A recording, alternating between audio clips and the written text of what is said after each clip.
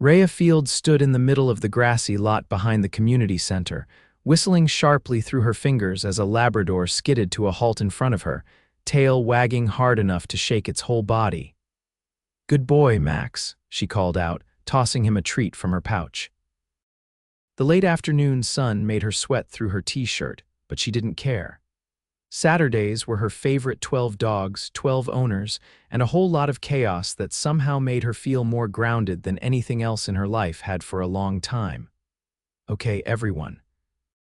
Let's reset for recall drills," she clapped her hands, voice enthusiastic. "And remember, if your pup doesn't come to you, it's not their fault, it's yours." She winked, earning a few chuckles. That's when she saw him. He stood at the edge of the field, holding the leash of a golden retriever who looked like she'd rather be napping in a 5-star hotel suite than running obedience drills. The man was tall, broad-shouldered, wearing a navy Henley that fit a little too perfectly and jeans that somehow looked expensive. His jaw was sharp, his hair tousled in a way that felt like it had to be intentional even if it wasn't. He looked out of place. You here for the beginner class?" she asked, walking up to him. He looked down at her with piercing steel blue eyes. "Yeah, I think so. I'm a Zane," he gestured to the dog. "This is Peaches." "She listens to absolutely no one." Raya eyed the retriever, who blinked at her like she couldn't care less. "Well, Peaches," she said, kneeling and offering a hand. "You're about to meet your match." Peaches sniffed her hand and gave her a small lick. Zane looked surprised. "She doesn't usually warm up to people that fast." Raya stood, brushing her hands on her pants. "Dogs like me, people not so much." Zane cracked a grin. "I find that hard to believe." She arched a brow. "You're late, that's 1 strike." "Well then, I'll make it up to you," he said playfully. "Do you do private lessons?" "I do," she said cautiously, narrowing her eyes. "But they're not cheap," he nodded once. "That's fine." Her eyes scanned him again, and something about the way he said that made her pause, like money didn't matter. At all. "All right, Zane. Let's see if you and Peaches can survive group class first." He smiled, and wow, he was handsome before, but when he smiled, she felt it in her chest. As the class went on, she noticed things. Zane was attentive. He followed her instructions to the letter. He crouched beside Peaches, whispered to her, encouraged her like she was his child. And when Peaches finally obeyed a sit command, he looked genuinely thrilled. He wasn't like the other uptight dog parents who barked louder than their pets. After class, he lingered. "So, about those private lessons?" he asked, walking beside her as she packed up her things. "You're serious?" "I wouldn't be asking if I wasn't." Raya hesitated. "I can do Tuesdays and Thursdays, late afternoons." He nodded. "Perfect. How much do you charge?" She rattled off her rate, half expecting him to balk. Instead, he pulled out a sleek leather wallet and handed her cash for the next 3 weeks in advance. "Okay then," she blinked. "You're either filthy rich or way too confident in my training." "Maybe both," he said lightly. As he walked away with Peaches trotting beside him, Raya watched him go, feeling a strange flutter in her chest. She shook it off. Rich guys didn't take dog classes at the community center. At least, not ones who looked like they belonged on magazine covers. Their first private lesson was different. Zane pulled up in a black SUV that gleamed like it had just left a showroom. He wore a button-up shirt this time, sleeves rolled to his elbows, and a Rolex peeked out from underneath. She noticed. Of course she did, but she didn't say anything. Instead, she focused on Peaches, who was slowly but surely becoming less of a diva. Zane was a quick learner, and he was funny. Like, really funny. "So you left a corporate job to do this?" he asked, tossing a treat to Peaches. "More like I got laid off and needed a reason to stop crying in my cereal. Got certified, started teaching a few classes, then it caught on." "Do you love it?" "More than anything," she said honestly. "Dogs don't lie, they don't play games, they just are." He nodded thoughtfully. "I can see why that'd be refreshing." She turned to him. "What about you? What do you do?" He hesitated. "Consulting," he said finally. "Tech stuff." "Is that code for I don't want to talk about work?" He laughed. "Maybe." She let it go, even though a little part of her was curious. People didn't carry themselves like that unless they were used to being in charge. The third lesson, he brought her coffee. The good kind, not the watered-down stuff from the gas station. You remembered I like oat milk, she said, surprised. I remember things about people I like, he said, quiet but clear. She looked at him, something shifting between them. Real. Unspoken, by the fourth session, Peaches was practically a show dog, and Raya was in trouble because she was starting to like him, really like him, which was insane. He was a client, he was, rich, probably way out of her league, but then he said, "Would you ever come to dinner with me?" She blinked. As in, a date. As in you, me, a fancy restaurant where you don't have to wear dog hair, she laughed. I don't know, I usually lead with dog hair. It's part of my charm, he stepped closer. I'm serious, Raya. Her name sounded different coming from him, like music. She looked into his eyes. Okay, yes. His smile was slow, warm. Good. Friday. That Friday, he picked her up in a sleek black car that looked like it cost more than her apartment. The restaurant had chandeliers, white tablecloths, and waiters who addressed Zane by name. You've been here before, she said, sipping wine she couldn't pronounce. A few times, he said casually, and that's when it hit her. He wasn't just rich, he was loaded. She leaned back. You're not just some tech consultant, are you? He paused. No, he admitted. I own the company, a few actually. Her eyes widened. So you're a millionaire, he nodded. Multiple times over, she stared at him. And you still signed up for a group dog class at the community center? I saw you before the class started, he said. You were laughing with a beagle trying to eat your shoelaces. You looked like you really loved what you were doing. And I thought, I want to be around someone like that. She looked at him, really looked, and saw not just the money, not the nice car or the designer watch, but the man who gave Peaches treats like they were gold, who remembered her coffee order, who looked at her like no one else ever had. You're dangerous, Zane, he leaned in. So are you, she smiled. And suddenly she wasn't thinking about leagues or money or any of it, just him, just this. Just maybe, something real. Raya stared at the ceiling of her bedroom, arms flung wide across her sheets, heart pounding like she'd run a mile uphill. She turned her head and looked at the time glowing from her bedside clock. It was nearly 3 in the morning and she hadn't slept a minute. She replayed the dinner in her head. Again and again, Zane's easy confidence. The way he pulled out her chair without making it feel performative. How he'd leaned in during dessert like he couldn't get enough of listening to her talk about her foster dog program. And then, when they'd stepped outside, he'd kissed her hand like they were in some old romance film, not on the cheek, not on the lips, just her hand, which somehow was worse, because she hadn't stopped thinking about that touch since. The next day, she woke up groggy but wired, her phone buzzing on the counter before she could even get the coffee machine going. It was him. Morning, she said, trying to sound casual. Hi. I know I said Friday was dinner, but I was wondering if you'd let me take you somewhere today. She pinched the bridge of her nose. Where? I'll pick you up in an hour. Where something you don't mind getting dirty, she blinked. Is this a trick? You'll like it. Promise. Exactly 1 hour later, he arrived in a different car, a forest green vintage convertible, and handed her a coffee she hadn't even asked for. Okay, I'm impressed, she said, climbing in. But if we end up at some bougie horse ranch, I'm turning right back around. He laughed, then pulled onto the road. No horses. Not today. They drove for nearly 40 minutes, the city giving way to open land and rolling hills, until they turned off a narrow road and pulled up to a large, fenced-in area with a faded wooden sign that read, Hope Tales Rescue and Rehab. Raya's eyes lit up. You've heard of it? Zane asked, stepping out. Heard of it, she said, heart racing. I applied to volunteer here last year, but they had a massive wait list. They only take in severe behavioral cases. He opened the trunk and pulled out a bag of supplies. Guess who made a sizable donation yesterday? Her mouth parted. You didn't. I did, in exchange for a private day tour, for you. Inside the gates, a woman in overalls greeted them and handed Raya a clipboard. You must be the trainer Zane mentioned. We've got a few dogs who could use some social work. Raya didn't answer at first. She was too busy kneeling down to meet a one-eyed shepherd mix who wagged his tail like a propeller. Hey there, handsome, she whispered, her voice cracking. Zane watched from a few feet away, arms crossed, saying nothing and yet somehow saying everything. After nearly 2 hours, Raya's hands were covered in dirt, her ponytail falling apart, and she couldn't have looked happier.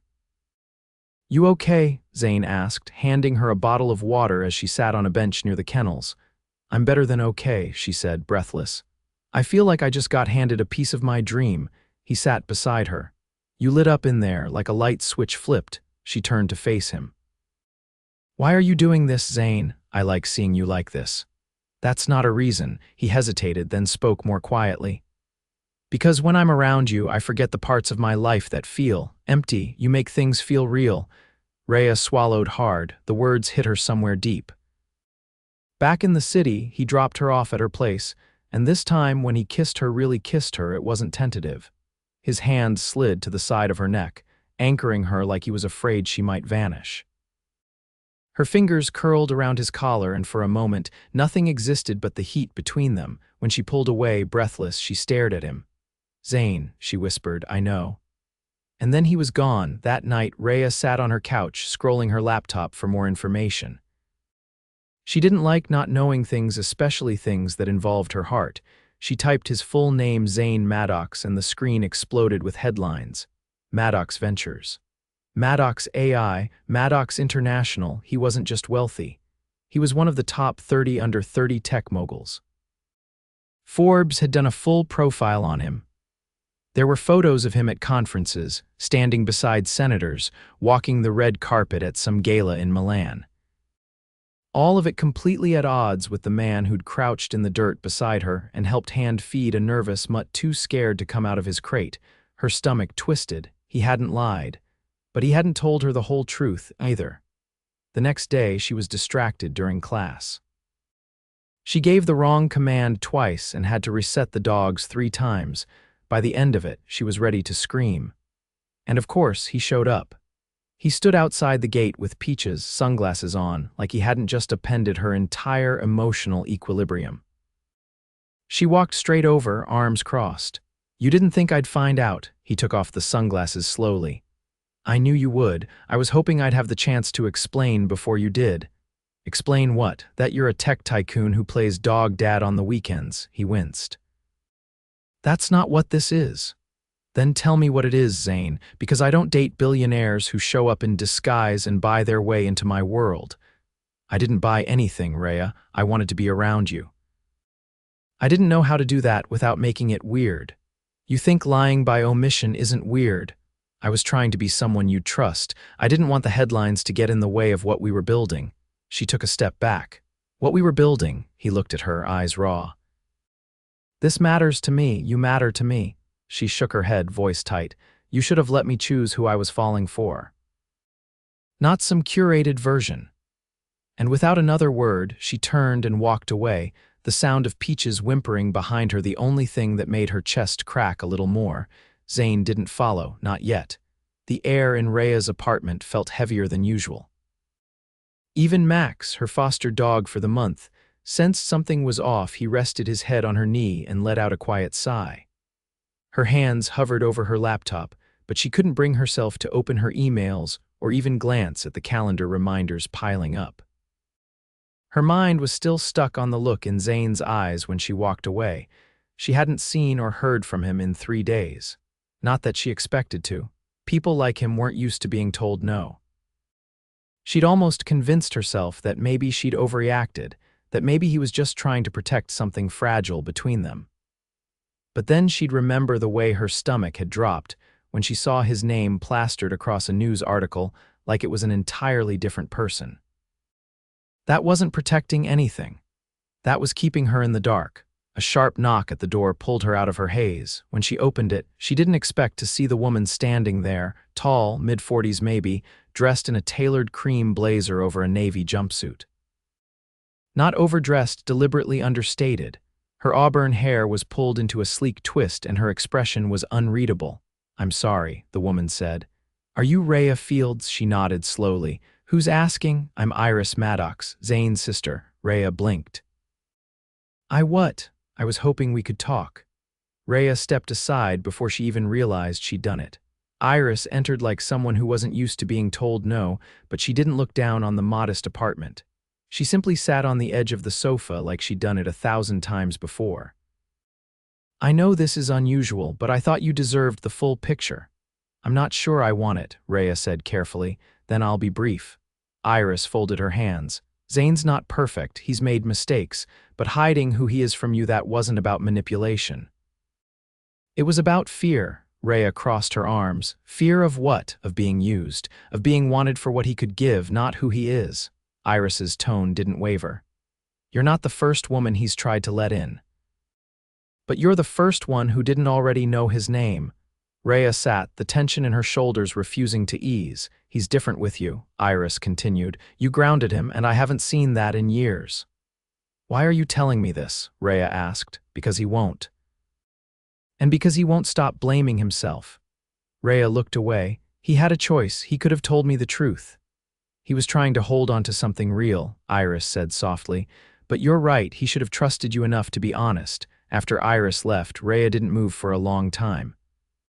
Her tea had gone cold. Max had curled up on the floor and started snoring. She didn't know what she was supposed to do with any of this. She just knew that something inside her had shifted. The next morning, she got a call from the rescue facility where Zane had taken her. One of the dogs, a skittish pit mix named Benny, had stopped eating again. They asked if she'd be willing to come out, see if she could coax him into eating like she had before. She didn't hesitate. When she arrived, the staff led her to the back kennels. Benny was curled in the corner, eyes dull. It's like he's waiting for something, the volunteer said quietly. Raya crouched beside the crate. Hey, buddy, she whispered. You're not the only one. It took nearly an hour, but finally Benny stretched toward her hand and licked the edge of her palm. She exhaled slowly, relieved. She stepped outside to get some air and nearly dropped her phone when she saw Zane standing by the gate. He looked nothing like the polished man she'd first met. His shirt was wrinkled, his hair a mess, and he had a weary look that made her chest tighten. You shouldn't be here, she said. I know. Then why are you? Because I couldn't stay away anymore. She crossed her arms, the cool breeze tugging at her sleeves. You lied to me.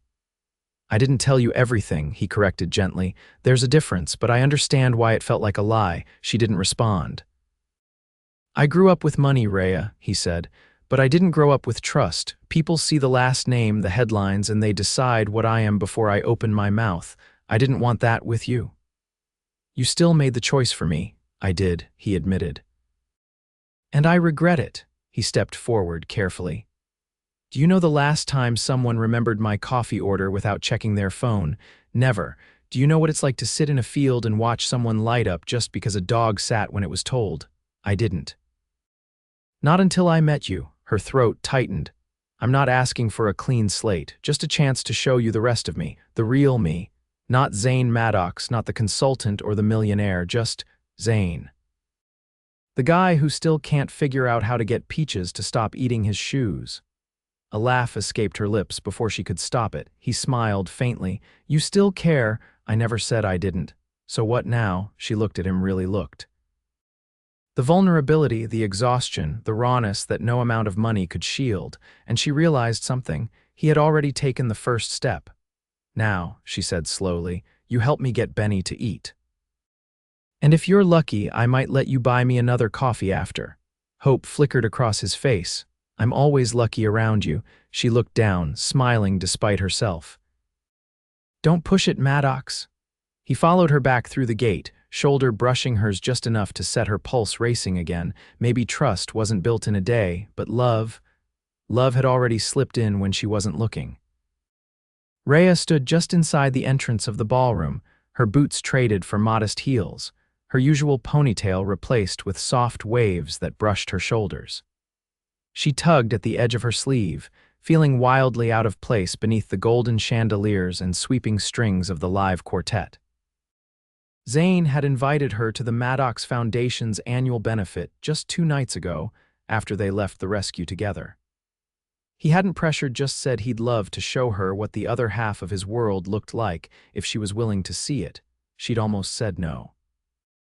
But something in the way he'd looked at her, hopeful, tentative, like he didn't just want her to see it but to be part of it, had made her say yes. Now, standing at the edge of a room filled with people whose jewelry cost more than her car, she questioned her judgment. Thought you might try to sneak out, Zane murmured beside her, appearing without warning.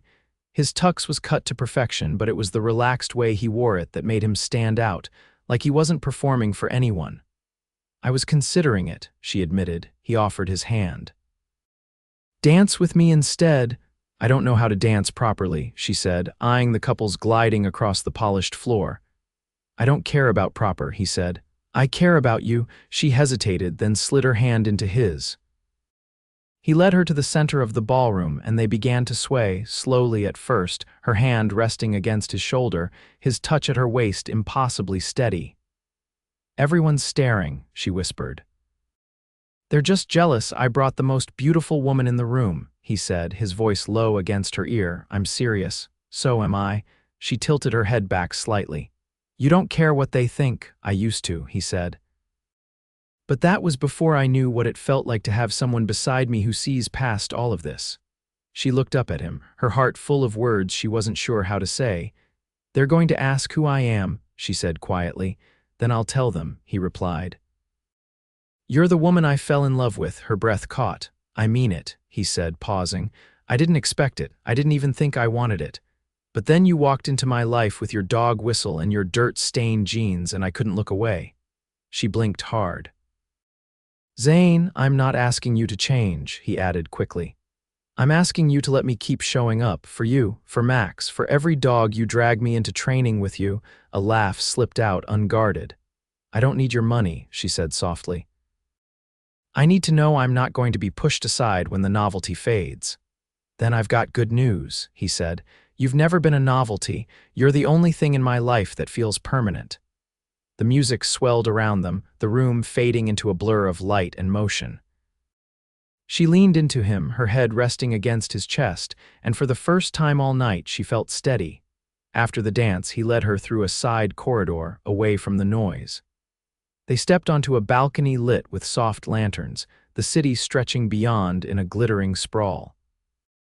"I wanted to ask you something," he said, reaching into his jacket and pulling out a folded sheet of paper. "Something important." She narrowed her eyes. "If that's a prenup, I'm pushing you off this balcony," he laughed, unfolding the paper. "It's not a prenup. It's a proposal." Her eyes widened. "Not that kind," he clarified, grinning. "Not yet." He handed her the paper. It was a printed design mock-up, blue and white branding with her name at the top. "The Raya Fields Foundation, Behavioral Rehabilitation for Rescue Dogs." She stared at it. "You talked about wanting to build a space of your own," he said. "With room for the hard cases, the ones no one else will take. I'd like to fund it, quietly. No press, no name on the building, just you, your program, your rules." "You want to build me a rescue center?" she asked, voice shaking. "I want to build it with you," he said. "If you'll let me." Tears burned behind her eyes. "This isn't a test," he added. "You don't owe me anything. I just wanted to give you the first brick." She folded the paper slowly, hands trembling. "I don't know what to say." "Say you'll let me in," he said. "Not just into your work, into your life." Her answer wasn't words, it was stepping into his arms, pressing her lips to his in a kiss that tasted of every hope she hadn't dared voice until now. Later that week, they stood together on an empty lot near the edge of the city, a wide stretch of land with overgrown grass and a view of the river. Zane handed her a silver key. "What's this for?" she asked. "There's an office trailer arriving next week," he said. "Plans are in motion. This is your new headquarters."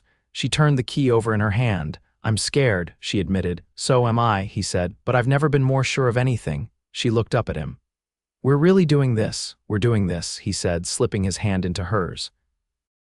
"Together." And just like that, she stepped forward, not just onto the land that would become her dream, but into a life she hadn't seen coming. One built on trust, on truth, and on love that hadn't started with riches or status. It had started with a dog. And a man who chose her, every single time. The sun filtered through the wide windows of the temporary office trailer, casting long slants of golden light across the drafting table where Raya stood, red pen in hand, marking up the latest floor plan. Her brow furrowed in concentration as she circled one corner of the blueprint. Zane leaned against the doorframe behind her, watching in silence. His tie was undone, his sleeves rolled up, and he held 2 iced coffees in his hand, hers already missing a sip, because he knew she'd forget to drink it if he didn't start for her. "You moved the intake kennels again," he said, stepping forward to place the drink beside her sketchpad. "They were too close to the outdoor play area," she replied without looking up. "I don't want the dogs coming straight from transport into sensory overload." "Remind me again who's supposed to be the expert here?" he asked, a smile tugging at one side of his mouth. "I'm not an expert," she muttered, drawing a sharp arrow to the makeshift quarantine zone. "I just know what doesn't work." He rested a hand lightly on her lower back. "That's exactly why I trust you to design this. You don't care about efficiency." "You care about them?" She finally turned to him, her eyes a little softer than before. "You're not just funding a building, Zane. You're building a world I used to think I'd never have." "I know," he said quietly, "and I want to live in that world with you."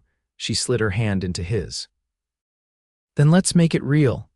Later that evening, they walked the empty dirt lot, now marked with red flags and foundation stakes. It no longer looked like just a patch of land. It looked like something waiting to happen. Raya wore a hoodie and sneakers, her clipboard tucked under one arm. Zane had come straight from a board meeting, his suit jacket slung over his shoulder. They stopped in the center, where the main hallway would eventually run. The scent of fresh, turned soil hung in the air. "I talked to the city planning office today," Zane said. "They're fast-tracking the permits." She raised an eyebrow. "How'd you manage that?" "Turns out, people listen when you promise to build a zero-kill, community-run shelter that doubles as a youth training center." Her mouth parted. "You added the youth program?" "I told you I wanted to build this with you," he said. "That includes the parts you haven't said out loud yet." She looked at him, her throat tight. "I've never had someone do that for me. Anticipate what I need before I even ask." He walked a slow circle around her, then stopped in front of her again. "I never thought I'd find a place that felt like home. Turns out it wasn't a place, it was a person." Her eyes filled with tears instantly, but she didn't blink them away.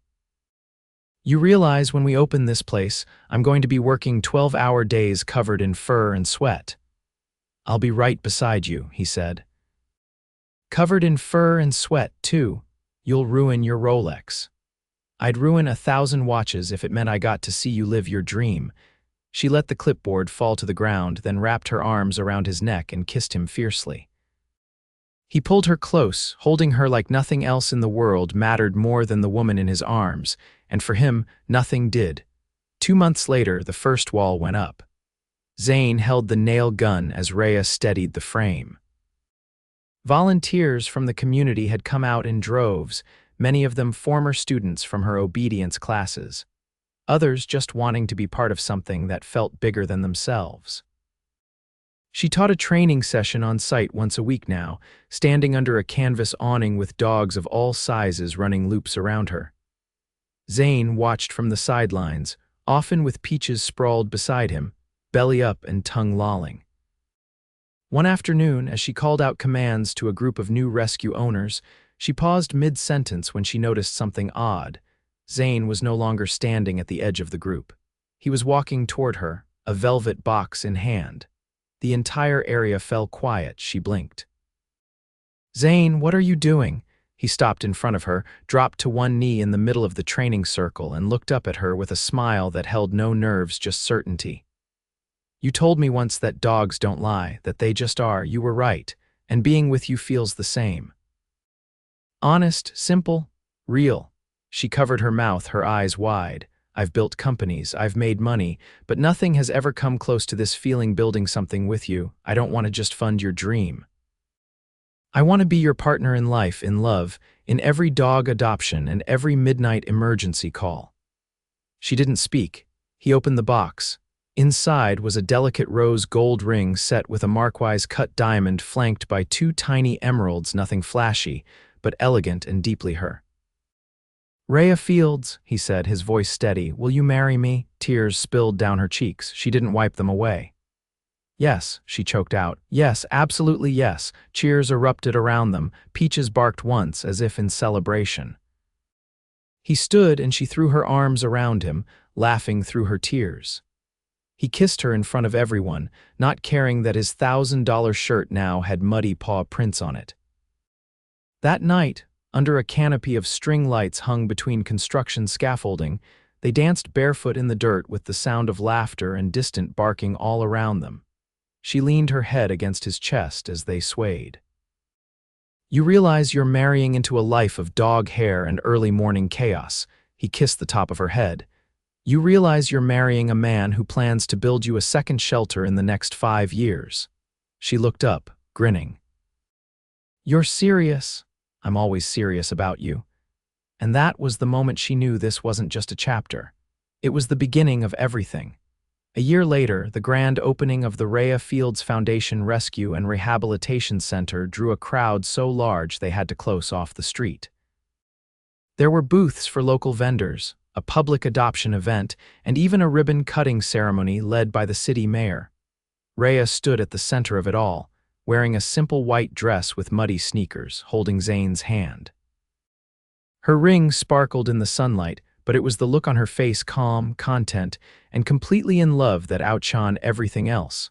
After the speeches ended, she and Zane slipped inside the building, now fully alive with sound. Barking, laughter, the joyful chaos of animals being chosen. She paused in the main hallway and looked up at a small bronze plaque above the door. It read, "For the ones who were overlooked until someone finally saw them." He came up behind her, wrapping his arms around her waist. "You ready to do this every day?" She leaned into him. "With you." "Always." They kissed, surrounded by the life they'd built from the ground up.